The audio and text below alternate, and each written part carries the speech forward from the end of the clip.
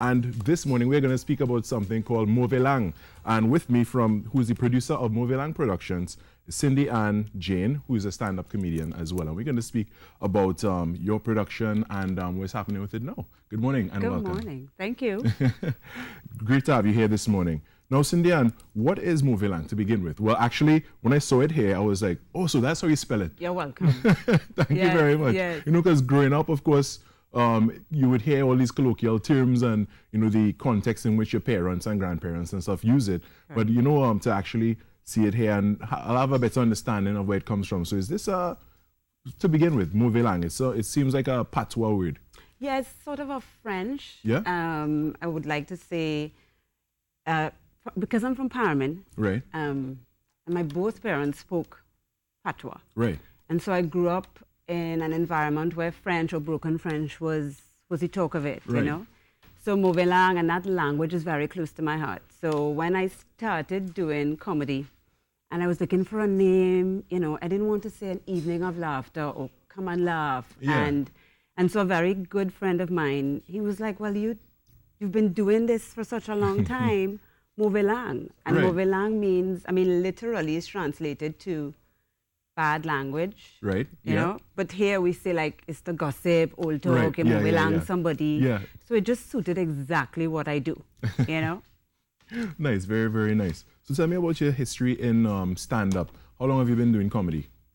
All my life. No, I mean, professionally and stand-up, I would say just over 3 years. Just over 3 years. Yeah. And what are you bridging from into comedy? In terms of? What were you doing before you decided to do comedy professionally? Administration. Admin, yeah? Yeah, executive administration and accounting. So you were probably like the funniest accountant in the office? Probably, yeah. You know, people think of accounting and they think numbers and a serious person and stuff, but... But more like administrative work, like secretarial from that angle right. more, but built in with accounting and stuff like that. Right, yeah. right. Nice. So tell me about Mauvais Productions itself. Okay, so I started in 2016 and I wanted to do something. The first show was in Florida and I wanted to do something because I know Trinidadians love to lime. Right.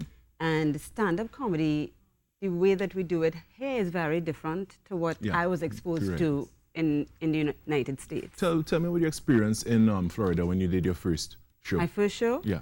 I closed. Well, I did a class first because I wasn't sure if I would be able to. First, I didn't know if people would understand my accent. Right. And because I realized that the structure of comedy was very different to what we do here, I wanted to learn how they do their stuff and how you hold your material, how you work material, how you write. And so it wasn't that I didn't think I was funny, but I just wanted to get a feel for it. So I did a workshop, and then there's a graduation night where all of us come together and we do a 5-minute set that we've been rehearsing for the past, I think it was 8 weeks or something. Oh, that's a good amount of investment and time into that. Yeah, once a week we met like for 3 hours. Yeah. And you would do your set and be critiqued and then you graduated. Right. And so I invited all my friends to come. And so I closed, it was like, I think 13 of us.